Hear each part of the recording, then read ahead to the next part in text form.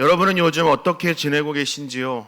최근에 햇살은 참 따뜻한데 아직 날씨는 춥네. 혹시 이런 말을 해본 적이 있으십니까? 자타공인 대한민국 1등 소통 전문가로 알려진 이 김창호 교수님의 말에 따르면요, 내면이 건강하신 분들이 날씨의 변화를 아주 빠르게 눈치챈다라고 합니다. 반면에 내면의 건강을 잃으신 분들은요, 단 2가지만 느낄 수 있다고 합니다. 아우 더워, 추워. 이 2개만 느끼실 수 있다고 합니다. 여러분의 내면은 건강하신지요? 내면도 중요하지만 구원에 대한 바른 지식과 확신을 갖는 것도 굉장히 중요한 것 같습니다. 오늘 본문은 로마서 8장 끝자락의 내용입니다.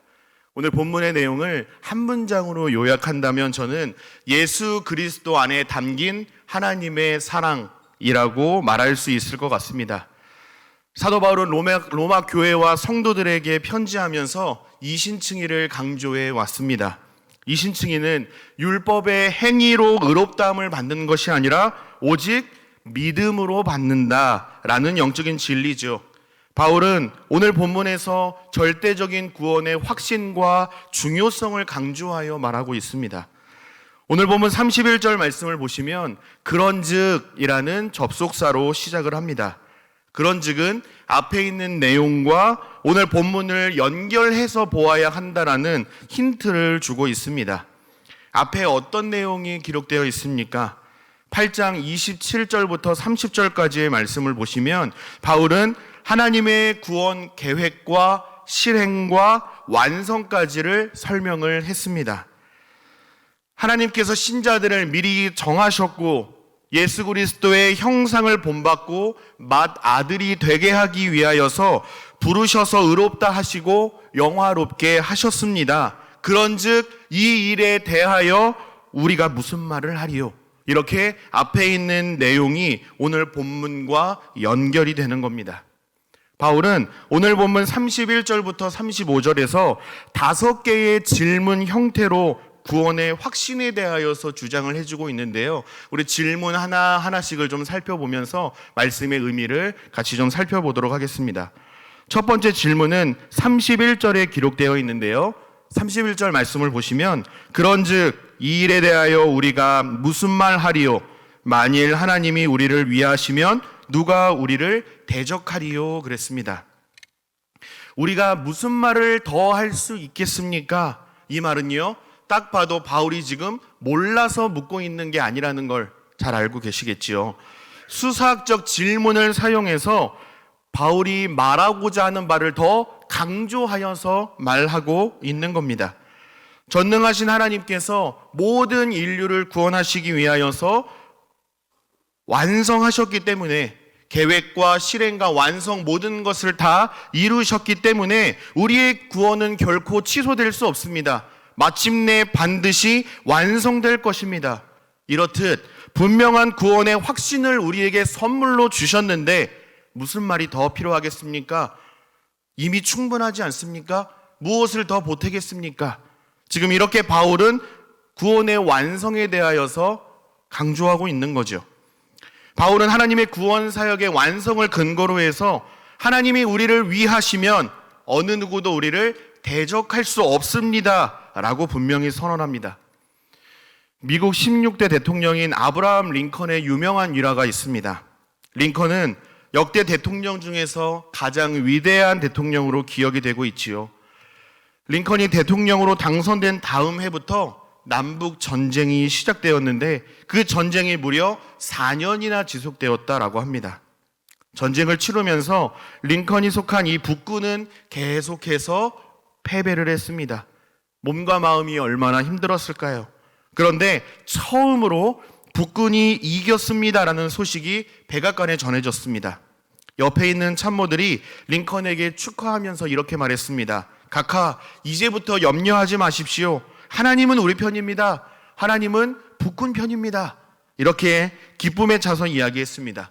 그러자 링컨은 이렇게 말했다고 합니다. 내가 염려하고 걱정하는 것은 내가 하나님 편에 바로 서 있는가 그렇지 않은가 하는 사실입니다. 내가 하나님 편에 서 있으면 하나님은 항상 내 편이 되시기 때문입니다. 내가 하나님 편에 서 있기만 한다면 하나님은 오르십니다 라고 말했습니다. 참모들은 이 링컨의 말을 듣고 전쟁 중에 어떻게 이렇게 평안함을 유지할 수 있을까 의아해하고 놀랐습니다. 여러분, 링컨이 가진 평안함의 비결은 무엇일까요? 그 비결은 어디에서 나왔을까요? 시편 27편을 기록한 이 시인의 고백에서 평안함의 비결을 우리가 배울 수가 있는데요. 시편 27편 1절 3절 말씀을 제가 읽어드리도록 하겠습니다. 시편 27편 1절부터 3절까지의 말씀입니다. 여호와는 나의 빛이요 나의 구원이시니 내가 누구를 두려워하리요. 여호와는 내 생명의 능력이시니 내가 누구를 무서워하리요. 악인들이 내 살을 먹으려고 내게로 왔으나 나의 대적들 나의 원수들인 그들은 실족하여 넘어졌도다. 군대가 나를 대적하여 진칠지라도 내 마음이 두렵지 아니하며 전쟁이 일어나 나를 치려 할지라도 나는 여전히 태연하리로다 라고 말했습니다. 여러분, 시편 27편은요 다윗이 전쟁 중에 지은 시입니다. 다윗은 전쟁 상황 중에 두렵지 않습니다라고 말했습니다. 다윗은 감정이나 고통을 느끼지 못하는 인공지능이나 로봇가 아닙니다. 그도 우리처럼 연약한 인간일 뿐입니다. 그런데 어떻게 이런 용감하고도 멋진 고백을 할 수 있었을까요? 다윗은 하나님이 나의 편이 되신다라는 것을 확신했습니다. 머리가 아니라 피부로 삶으로 경험한 것이죠. 둘째로 다윗 또한 하나님의 편에 서 있었던 하나님의 사람이었기 때문에 그는 하나님을 신뢰할 수 있었던 겁니다. 하나님께 모든 것을 맡겨드렸던 것이죠. 사랑하는 여러분, 링컨과 다윗의 믿음이 부럽지 않으십니까? 전쟁 상황에도 하나님 때문에 나는 두렵지 않습니다라고 말하는 믿음, 여러분도 갖고 싶지 않으십니까? 오늘 본문 31절 말씀에서 바울은 하나님이 우리를 위해 하시면 어느 누구도 우리를 대적할 수 없습니다라고 말합니다. 마귀의 권세도 능히 우리를 대적할 수 없습니다. 왜냐하면 하나님은 지금도 하나님의 일을 하고 계시기 때문입니다 라고 말하고 있는 겁니다. 하나님은 성도된 우리에게 믿음과 신뢰를 요구하십니다. 여러분이 어떤 상황에 있든지 하나님을 가까이 하고 하나님 편에 서는 연습을 해보시기를 바랍니다. 하나님께 나의 상황과 처지를 알아달라고, 나의 문제와 기도 제목을 속히 해결해달라고 아뢰는 것도 중요하지만, 닥달하고 보채는 것도 중요하지만, 우리가 먼저 하나님의 편에 서 있기를 작정한다면 하나님은 우리를 외면하지 않으시고 돌보아 주실 줄 믿습니다. 왜냐하면 하나님은 우리의 아버지가 되시기 때문입니다. 32절은 바울의 두 번째 질문이 기록이 되어 있습니다. 32절 말씀을 보시면 자기 아들을 아끼지 아니하시고 우리 모든 사람을 위하여 내주신 이가 어찌 그 아들과 함께 모든 것을 우리에게 주시지 아니하겠느냐 그랬습니다. 32절 중반쯤에 보시면 내주신이라는 단어가 있죠. 내어 주다라는 말입니다. 이 내어 주다라는 말을 헬라어 원문을 찾아보니까요 여러 가지 용례가 있더라고요. 양도하다, 희생시키다, 팔다, 제거하다, 죽이다라는 용례로 사용된 단어라고 합니다. 하나님은 온 인류를 구원하시기 위하여서 하나뿐인 아들 예수 그리스도를 아끼지 않으셨다라고 설명을 하는데요. 모든 사람과 인류를 구원하기 위하여서 십자가의 아들을 내던져버리신 하나님께서 우리에게 가장 귀하고 가치 있는 것을 주시지 않겠느냐, 무엇을 아끼겠느냐, 확신에 찬 바울의 목소리가 들리는 듯합니다. 창세기 22장에 보면 하나님께서 아브라함에게 찾아오셔서 독자 이삭을 번제물로 바치라 라고 명령하시는 장면이 기록되어 있습니다.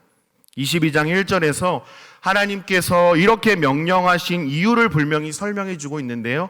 아브라함을 시험하시기 위해서 그를 부르셨다라고 되어 있습니다. 한마디로 아브라함이 하나님을 향한 믿음과 신뢰가 있느냐 없느냐 테스트하고자 부르신 겁니다. 하나님은 우리가 무엇을 하찮게 여기고 소중하게 여기시는지 마음의 중심을 꿰뚫어 보시는 분이다 라는 것을 이 부분에서 한 번 더 깨닫게 되었습니다. 여러분, 아브라함 학생의 믿음 테스트 성적표는 어떻습니까? 100점 만점에 100점, 완벽한 점수를 받았습니다. 아브라함은 하나님의 명령대로 순종했고 이삭을 향해 칼을 높이 든 순간 아브라함을 저지하시며 내가 하나님을 경외하는 줄을 알게 되었다라고 그의 믿음을 칭찬하셨죠. 아브라함은 하나님을 다급하게 할 만큼 대단한 믿음의 소유자였습니다. 아브라함이 아들 이삭을 얻게 된 과정을 여러분은 누구보다 더 잘 아실 것입니다. 하나님의 약속으로 말미암아 오랜 시간 기다려 어렵게 얻은 독자였습니다. 그를 하나님께 번제물로 기꺼이 바쳤다라는 것으로 하나님을 향한 믿음을 보여주기에 충분했습니다. 다른 것을 달라고 했으면 그것도 분명히 하나님께 기꺼이 드렸을 아브라함의 믿음입니다. 독자 아들도 드렸는데 뭐가 아까울까요? 집이 아까울까요? 차 키가 아까울까요? 신용카드가 아까울까요? 하나밖에 없는 독자 아들 이삭을 드렸는데 뭔들 못 드리겠습니까? 하나님은 이러한 아브라함의 마음의 중심을 확인하시고 싶으셨던 거죠. 그리고 합격 점수를 주십니다.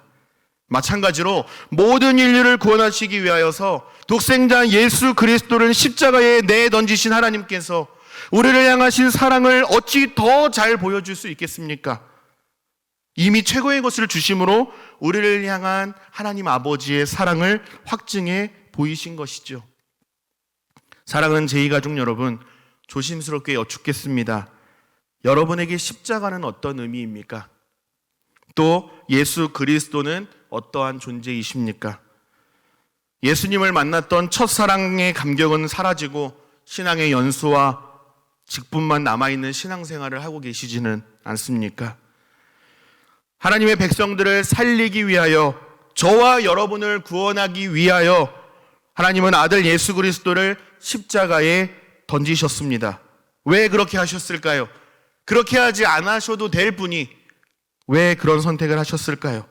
죄인된 우리를 살리실 방법이 오직 십자가뿐이었기 때문입니다. 대안이 없었습니다. 피할 수 없었습니다. 그만큼 우리의 죄가 무겁고 하나님의 사랑이 크고 위대한 겁니다. 이 사실을 우리가 다시 한번 마음에 새기기를 원합니다. 로마서 5장 6절 말씀에 우리가 아직 연약할 때에 기약대로 그리스도께서 경건하지 않은 자를 위하여 죽으셨도다 라고 말씀합니다. 우리가 아직 연약할 때라고 말씀하죠.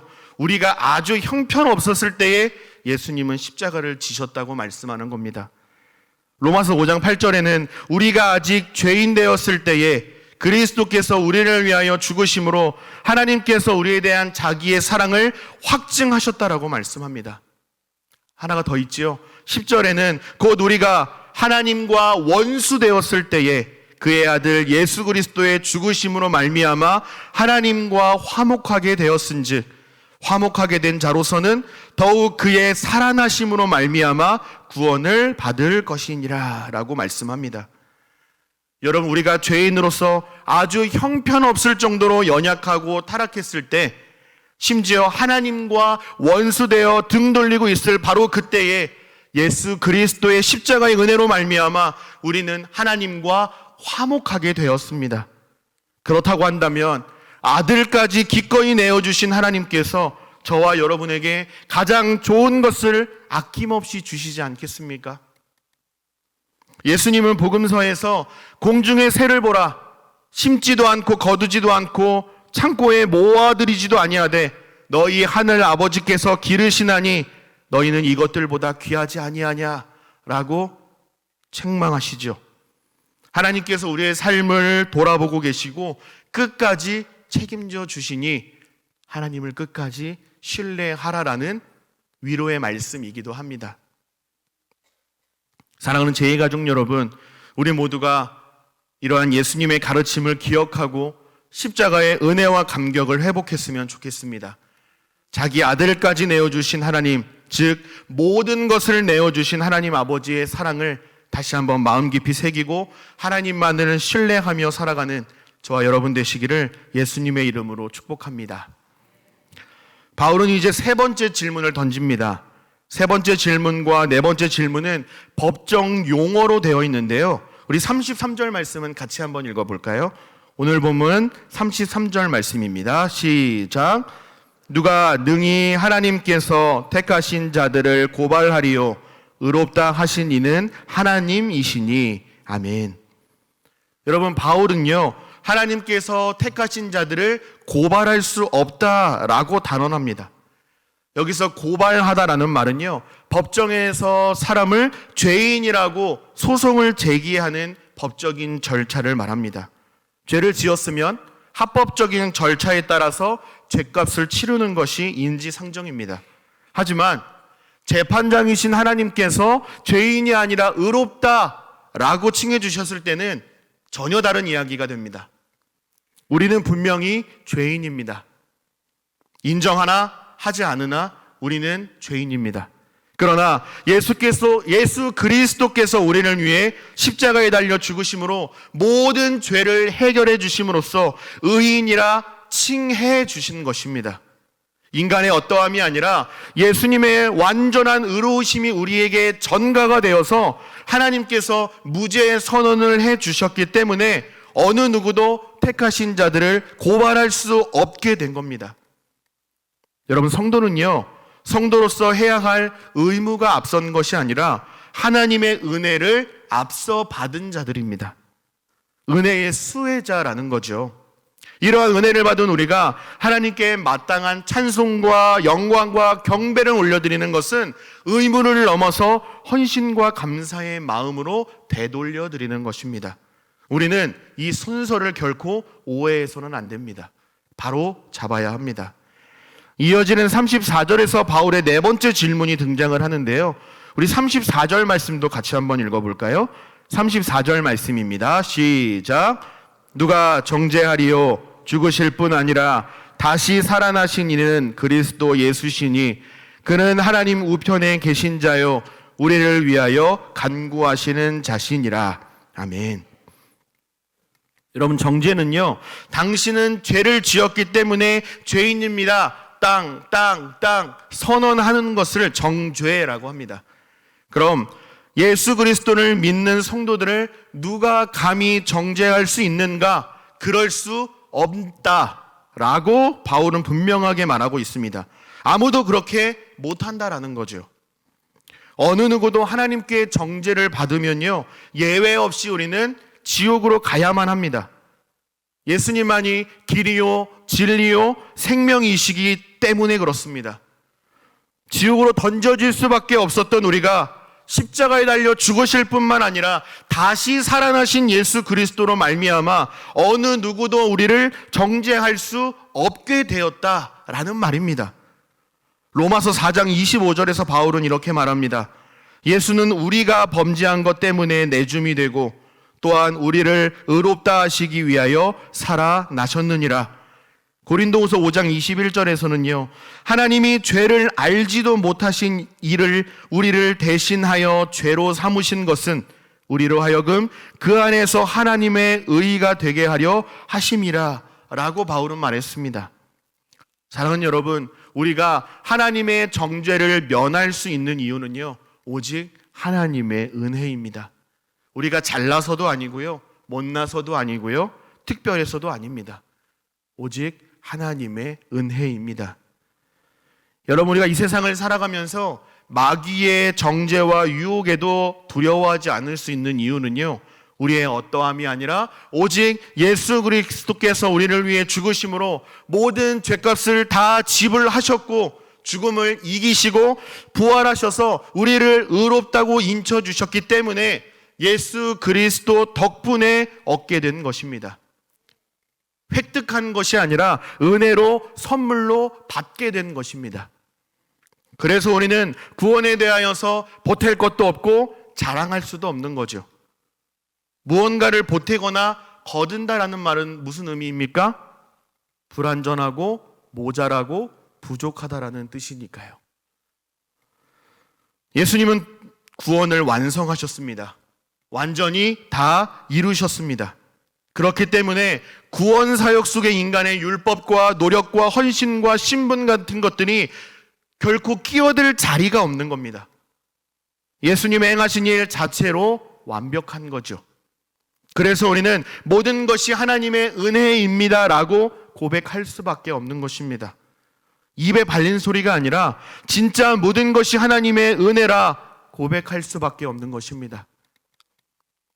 사랑하는 제2가족 여러분, 우리 34절 말씀을 우리가 대하면서 우리가 꼭 짚어봤으면 하는 영적인 진리가 있습니다.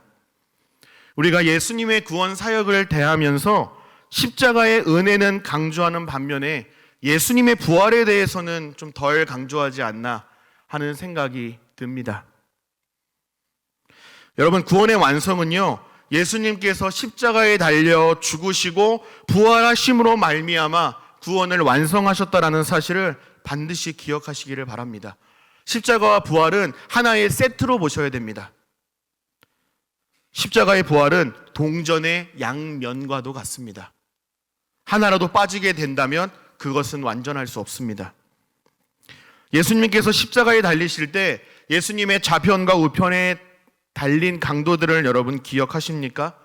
예수님만 십자가에 달리신 것이 아니라 예수님 당시 1세기에 수많은 사람들이 십자가의 잔인한 형벌로 목숨을 잃었습니다. 잔인한 사형 집행 방법 중에 하나였습니다. 예수님도 똑같이 십자가에 달려 죽으셨습니다. 그러나 오직 예수님만이 죽음으로 끝나지 않았습니다. 사흘 만에 다시 살아나심으로 말미암아 구약에서부터 예언된 구원자 하나님의 아들 예수 그리스도이심을 다시 사심을 통하여서 증명해 보이신 거죠. 그러므로 십자가의 죽음도 헌신도 은혜도 굉장히 중요하지만 예수님의 부활도 십자가만큼이나 굉장히 중요하다라는 말씀을 강조하여 드리는 겁니다. 지금까지 부활의 중요성을 강조를 했는데요. 그러면 부활하신 예수님께서 지금 어디에서 무엇을 하고 계신가를 좀 살펴보려고 합니다. 34절 하반절에 보니까요, 그는 하나님 우편에 계신 자요 우리를 위하여 간구하시는 자시니라 라고 말씀합니다. 사도신경을 고백할 때 장사한 지 사흘 만에 죽은 자 가운데에서 다시 살아나시며 하늘에 오르사 전능하신 하나님 우편에 앉아 계시다가 라고 고백을 합니다. 제가 작년에 제2아카데미에서 사도신경을 강의를 했는데요, 배우신 분들은 아마 기억하실 것입니다. 여러분, 예수 그리스도의 부활은요, 예수님의 칭의이며 동시에 우리의 칭의를 보여줍니다. 죄인들은요, 하나님의 얼굴을 볼 수가 없습니다. 보게 되면 어떻게 되죠? 반드시 죽게 됩니다. 십자가에 달려 죽으신 예수님도 예외일 수가 없습니다. 예수님께서 십자가에 달려 죽으신 후에 여전히 그 죄가 남아 있었다라고 한다면 우리의 죄를 뒤집어 쓴 채로 여전히 죄인의 신분으로 계셨다면 하늘로 올려져 갈 수가 없습니다. 왜냐하면 죄인은 하나님 앞으로 나아갈 수 없기 때문입니다. 그러니까 예수님께서 십자가에 달려 죽으시고 다시 살아나셔서 하늘에 오르셨다라는 이 말은요, 하나님께서 예수님을 의롭다고 인정하셨기 때문이고요, 그것은 무죄하다라는 확증이기도 합니다. 하나님의 구원 계획을 모두 다 성취하시고 하나님 우편에 앉아 하나님과 동등한 권세와 영광으로 지금도 하나님의 나라를 통치하고 계신다라는 거죠. 십자가와 부활로 구원 사역은 내가 할 일은 다 끝났으니까 이제 뒷짐지고 편하게 쉬고 계신 것이 아니라 지금도 저와 여러분들을 위하여서 간구하고 계신다라고 말씀합니다. 여러분, 그렇게 영광과 찬란한 영광을 가지신 그 부활하신 예수 그리스도께서 저와 여러분의 믿음과 신앙생활을 위하여서 기도하고 계신다는 것이 얼마나 위로와 소망이 됩니까? 우리의 재판장이신 하나님, 대제사장이신 예수 그리스도, 위로자 되신 성령 하나님 덕분에 우리는 사단의 권세 속에서 보호를 받고 있고 이로써 세상 어디에도 우리를 정죄할 수 있는 사람이 아무도 없게 된 은혜를 누리며 살아가게 된 것입니다. 이것이 예수 그리스도를 주님으로 믿는 자가 얻어낸 특권입니다. 그러므로 사랑하는 여러분, 어느 누가 우리를 고발하겠으며 누가 우리를 정죄할 수 있겠습니까? 어느 누구도 그렇게 할 수 없습니다. 왜요? 죽으시고 다시 사신 예수 그리스도의 찬란한 영광과 은혜와 권세 때문입니다.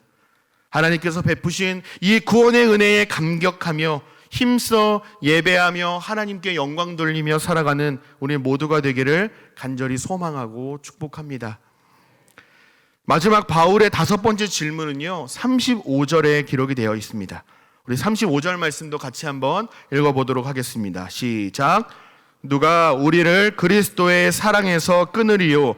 환난이나 곤고나 박해나 기근이나 적신이나 위험이나 칼이랴. 아멘. 35절은 우리가 살아가면서 우리를 위협하는 7가지의 위협들을 열거하고 있습니다. 주석을 보니까요, 환난은 바울이 살던 이 로마 시대에 알곡을 찢는 연자 맷돌에서 기원한 말이라 이렇게 설명을 합니다. 이처럼 환난은 신자들을 땅에 눕혀놓고 도리깨로 내려 치듯이 호되게 다루는 것을 말한다고 합니다. 곤고는요, 정신적으로 고통을 주는 것을 말하고요, 박해나 핍박은 직접적으로 육체에 고통을 가하는 행위라고 합니다. 채찍질을 하거나 고문을 하는 것이 여기에 해당이 되겠죠. 기근은 굶주림을 말하고요, 적신은 배고프고 헐벗음을 의미합니다. 목숨을 해할 수 있는 칼도 7번째로 나옵니다. 여기서 우리는 한 가지의 의문을 제기할 수가 있습니다. 그리스도의 사랑에서 어느 누구도 끊을 수 없다라고 선언을 했으면 신자들은 아픔도 어려움도 고통도 없고 문제도 절망도 없고 오직 평안하고 풍족하고 행복한 삶을 살아야 하지 않습니까? 라고 반문할 수 있습니다.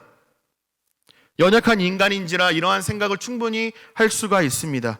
저도 이런 생각을 할 때가 종종 있습니다. 그러나 성경에 기록된 믿음의 사람들을 보면 수많은 문제와 어려움 속에서도 타협하지 아니하고 끝까지 믿음을 지키고 정도를 걸었던 모습들을 여러분은 알고 계시지 않습니까?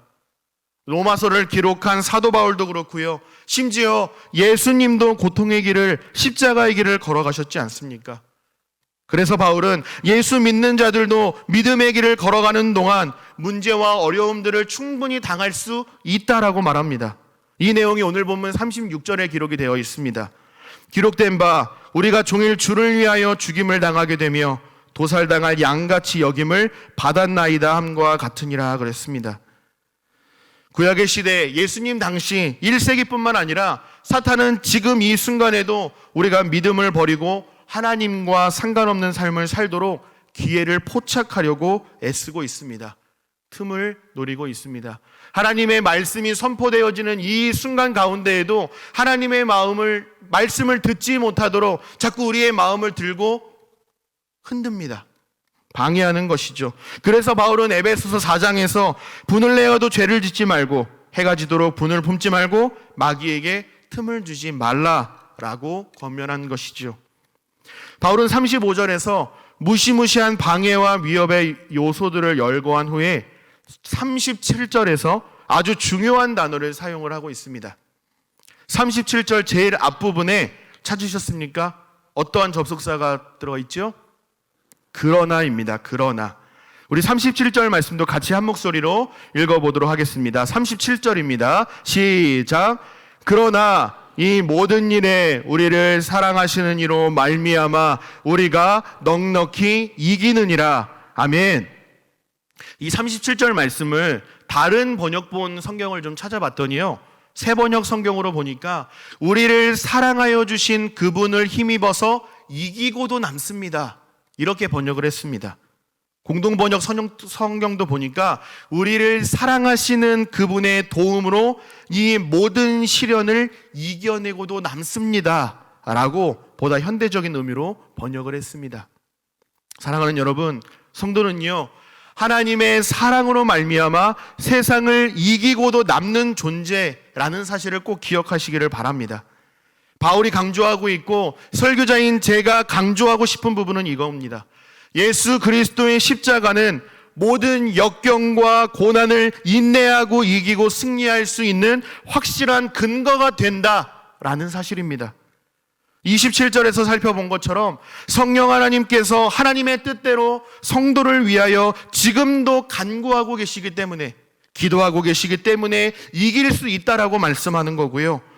하나님 우편에 계신 대제사장이신 예수 그리스도께서 우리를 위하여 지금도 간구하고 계시기 때문에 우리는 이길 수 있는 겁니다. 우리의 힘과 능력으로는 절대 못 이깁니다. 근처도 못 가고요, 흉내도 못 냅니다. 어림없습니다. 백전백패, 싸울 때마다 필패, 완패합니다. 여러분, 인간은요 대단하고 강한 존재가 아닙니다. 그렇게 될 수가 없는 자들입니다. 우리는 죄인이기 때문에 그렇죠. 그러나 강하게 되는 한 가지 방법이 있습니다. 그것은 무엇이냐면, 하나님이 우리의 강하심이 되어주실 때 비로소 우리는 승리할 수 있는 강한 존재가 된다는 사실입니다. 여러분, 이 사실을 꼭 기억하시기를 바랍니다. 그래서 바울은 성도가 살아가면서 어떠한 어려움과 문제와 역경들을 당하지 않는다라고 말하는 것이 아니라, 우리를 사랑하시는 이로 말미암아 우리가 넉넉히 이기고도 남습니다 라고 말하고 있는 겁니다. 넉넉히 이긴다는 것은요, 허우적대다가 가까스로 겨우 이긴 게 아니죠. 철저하고도 확실한 승리를 거머쥐는 것입니다. 누구 때문에 얻은 승리입니까? 우리를 사랑하시는 이로 말미암아 비로소 가능하게 된 승리입니다. 결코 우리 때문이 아닙니다. 그래서 바울은 이러한 5가지의 근거를 제시하면서 우리를 우리 주 그리스도 예수 안에 있는 하나님의 사랑에서 결코 끊을 수 없습니다라고 강한 확신을 가지고 강조하고 있는 겁니다. 바울의 어조를 보면요, 마치 칼을 들이밀어도 내가 지금 죽었으면 죽었지 절대 번복할 수 없다라는 결의가 느껴지는 바울의 멋진 신앙 고백처럼 보입니다. 38절에 그래서 바울은 내가 확신하노니 라고 강한 확신을 드러냅니다. 설교를 준비하면서 나는 확신한다, 이 바울의 말이 참 멋지다라는 생각이 들었는데요, 헬라어의 이 문법을 좀 공부해 보니까 훨씬 더 멋지게 다가와서 좀 소개해 드리겠습니다. 헬라어 완료형 시제로 되어 있다라고 말하는데요, 내가 확신하노니, 이 말을 문법으로 살려서 그대로 해석을 해보면요, 나는 확신하게 되었고 계속해서 확신하고 있다라는 뜻입니다. 나는 확신하게 되었고 이로 말미암아 계속해서 확신하고 있다라는 말입니다. 바울의 다짐과 결의에서 출발하는 것이 아니라 오직 예수 그리스도로 말미암아 확신하게 된 것입니다. 하나님으로부터 확신을 선물로 받은 거죠. 하나님께서 깨닫게 하시고 확신할 수 있도록 깨닫게 하시고 은혜를 주셨기 때문에 내가 확신할 수 있는 데까지 나아갈 수 있었다라고 말하고 있는 겁니다. 좀 전에 36절을 살펴보면서 살아가면서 우리가 겪을 수 있는 7가지의 방해와 장애물들을 우리가 살펴보았죠. 38, 39절에서는 10가지의 강한 세력을 열거하고 있습니다. 사망, 생명, 천사들, 권세자들, 현재일, 장래일, 능력, 높음, 깊음, 다른 어떤 피조물들이라고 구체적으로 열거를 하고 있지요. 우리가 살아가면서 겪을 수 있는 대부분의 대소사들을 포함하고 있습니다. 여러분, 우리는 앞으로 어떤 일을 만나게 될지 미래를 확신할 수 없는 사람들입니다. 단 한 가지 확신할 수 있죠. 주님이 부르시면 모든 것을 털어내고 정리하고 주님 곁으로 가야 한다. 그날이 언제인지 모르지만 부르신 순간 우리는 가야 된다. 이거 하나만 확실한 것 아니겠습니까? 그래서 성도는요, 오늘을 믿음으로 살아내도록 부름받은 자들입니다. 오늘 하나님의 뜻대로 살아가도록 부름받은 거룩한 자들이지요. 여러분, 이 사실을 꼭 기억했으면 좋겠습니다. 우리를 위협하는 수많은 것들이 있습니다. 세력들이 있습니다. 그럼에도 불구하고 바울을 통하여 우리에게 말씀해 주시는 것은요, 세상 그 어떤 것도 하나님의 사랑에서 우리를 결코 끊을 수 없다라는 사실을 기억하고 믿으시는 저와 여러분 되시기를 바랍니다. 이 말씀이 이 시대에 신앙생활하며 살아가는 우리 모두의 위로요, 삶의 지표가 되었으면 좋겠습니다. 여러분을 괴롭게 하는 사람일지라도요, 아무리 강해 보이는 존재라 할지라도 그는 하나님께서 창조하신 피조물에 불과합니다. 아무리 힘들고 절망적인 상황에 놓여 있다 할지라도 다 하나님의 손안에 있는 일들입니다. 우리는 하나님의 사랑을 받은 존귀한 자녀들입니다. 우리를 향하신 하나님의 사랑은 어느 누구도 그 무엇도 결코 끊을 수가 없습니다. 왜냐하면 하나님께서 선택하셨기 때문입니다. 하나님께서 선택하신 자들은 결코 포기하지 않습니다. 내버려 두지 않습니다. 오히려 하나님의 곁으로 항상 인도하십니다. 사랑하는 여러분, 여기에 우리의 능력과 위로와 평안과 소망이 있다라는 사실을 믿으시는 저와 여러분 되시기를 바랍니다. 하나님께서 말씀하시는 승리는요, 우리 안에서 갑자기 신비로운 능력이 생성되는 것이 아닙니다. 없는 근육이 생기고 초능력이 생기는 것을 승리라고 말하지 않습니다. 나를 힘들게 하는 직장 상사가 갑자기 내 앞에 와서 무릎을 꿇게 되는 상황의 변화가 일어나지 않을 수도 있습니다. 물론 그렇게도 역사하실 수 있는 분이 살아계신 하나님이십니다. 그러나 오늘 본문 끝자락에서 하나님께서 말씀하시는 진정한 승리는요, 모든 역경과 고난 속에서도 인내하는 힘이요, 믿음을 저버리지 않고 더욱 하나님께 소망을 두는 힘이요, 하나님 사랑, 이웃 사랑으로 세상을 밝고 이롭게 변화시키는 힘인 줄로 믿습니다. 이 일을 위하여 부름받은 하나님의 자녀요, 제2 가족들이라는 사실을 반드시 기억하시는 저와 여러분 되시기를 바랍니다. 우리는 지금까지 바울의 5가지 질문을 통하여서 구원의 확실과 중요성을 살펴보았는데요, 간략히 이제 정리해 보도록 하겠습니다. 31절에서는 만일 하나님이 우리를 위하시면 누가 우리를 대적하리요 했습니다.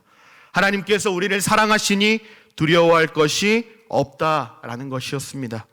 32절에서는요, 자기 아들을 아끼지 아니하신 분이 모든 것을 우리에게 주시지 않겠느냐였습니다. 가장 소중한 아들 예수 그리스도를 십자가에 버리시면서까지 우리를 살리기로 구원하기로 작정하셨는데 우리에게 가장 좋은 것을 주시지 않겠느냐 하는 것이었죠. 33절에서는 누가 능히 고발하리요? 하나님께서 예수 그리스도로 말미암아 의롭다라고 칭해 주셨으니 어느 누구도 우리를 죄인이라 고발할 수 없다라는 것이었습니다. 34절에서는요, 누가 정죄하리요 그랬습니다. 죽으시고 다시 사신 예수님께서 하나님 우편에서 우리를 위하여 간구하심으로써 의로운 하나님의 자녀된 삶을 살아갈 수 있도록 하고 계신다라고 했습니다. 마지막 5번째 35절에서는 누가 우리를 그리스도의 사랑에서 끊으리요 였습니다. 그 무엇도 어느 누구도 예수 그리스도의 사랑에서 끊을 수 없음을 바울은 강하게 확신했습니다. 하나님의 사랑은 우리를 일으키는 힘이요, 시선을 땅이 아니라 하늘로 고정하게 하는 힘이요, 어떠한 환난과 역경 속에서도 인내하며 믿음으로 살아가는 힘이라고 했습니다. 사랑하는 여러분, 오늘의 본문의 내용은요, 우리에게 매우 익숙한 내용일 것입니다. 많은 분들이 또 많은 설교자가 인용하고 설교했던 본문이기도 할 것입니다. 그래서 전혀 낯설게 느껴지지 않으실 겁니다. 하나님이 나를 사랑하시고 하나님은 위대하시며 예수 그리스도 안에 있는 하나님의 사랑에서 어느 것도 끊을 수 없다라는 것 너무나도 잘 알고 계실 것입니다. 그러나 이 부분에서 우리는 한 가지의 문제를 직면하게 됩니다. 어떤 문제일까요? 하나님의 크신 사랑을 알고 있지만 우리의 삶을 둘러싸고 있는 현실의 문제와 벽이 더 크게 느껴지는 우리의 연약함이 문제라면 문제 아닐까요? 종교개혁자 마틴 루터의 유명한 일화가 있습니다.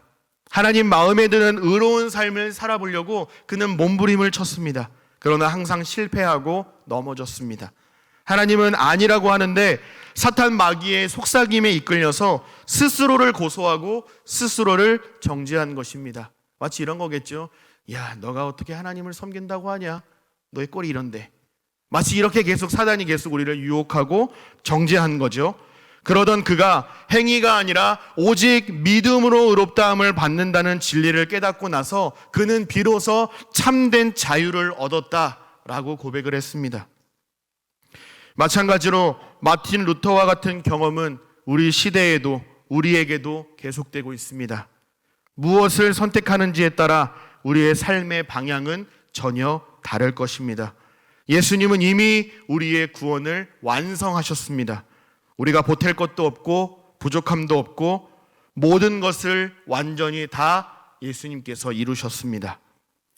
율법이나 마귀의 속삭임에 귀 기울여 살면 하나님 앞에 여전히 자격 없는 이 자신의 모습 때문에 죄책감에 눌려서 자유하지 못한 신앙생활을 할 수밖에 없습니다. 여전히 나를 보게 되죠. 그러나 자기 아들을 아끼지 않으시고 모든 사람을 위하여 아들 예수 그리스도를 내어주신 하나님의 사랑과 은혜를 철저히 의지하며 살아간다면 역경과 문제와 어려움이 있다 하더라도 우리를 사랑하시는 이로 말미암아 넉넉히 이기게 하실 줄 믿습니다. 여기에 우리의 소망과 능력이 있는 줄로 믿습니다. 저는 오늘 말씀을 정리하면서 설교 제목에 대하여 좀 말씀드리고자 합니다. 저는 오늘 설교 제목을 겨울은 오는 봄을 막을 수 없다라고 정했습니다. 어떤 목사님이 SNS에 올리신 글귀였는데 그걸 보면서 참 멋지다라는 생각이 들었습니다. 이 겨울은 오는 봄을 막을 수 없다. 이 표현이 용혜원이라는 시인이 쓴 봄이라는 중간에 딱 나오더라고요. 3월 겨울의 끝자락이자 싱그러운 봄이 노크하는 이 시기에 우리를 향한 크고 놀라운 하나님의 사랑을 기억하고 마음에 새겼으면 좋겠습니다. 여러분, 겨울은 오는 봄을 막을 수 없습니다. 아무리 어둠이 짙어도 빛을 이길 수 없습니다. 한 줄기 빛이 비치는 순간 어둠은 주랭랑칩니다. 아무리 작은 빛이라도 어둠은 주랭랑칩니다. 여러분, 죄는 예수님을 이길 수 없습니다. 사탄의 권세는 예수님의 능력을 삼킬 수 없습니다. 예수 그리스도를 주님으로 믿으며 살아가는 하나님의 자녀된 우리 또한 삼킬 수 없습니다. 왜냐하면 우리 주님께서 십자가에 달려 죽으시고 죽음을 이기심으로 부활하심으로 말미암아 사탄의 권세를 삼키셨기 때문입니다. 사랑하는 여러분, 겨울은 오는 봄을 막을 수 없듯이 우리의 어떤 역경과 어려움 속에서도 예수 그리스도 안에 담긴 하나님의 사랑은 결코 끊을 수 없다라는 사실을 기억하시기를 바랍니다. 여기에 우리의 위로와 소망과 능력이 있는 줄로 믿습니다. 간절히 바라기는 우리 모든 제2 가족들이 수많은 선택의 순간마다 예수 그리스도를 선택하여서 참된 자유와 소망과 복을 누리며 살아가는 은혜가 여러분의 삶 가운데 함께 하시기를 예수님의 이름으로 간절히 소망하고 축복합니다.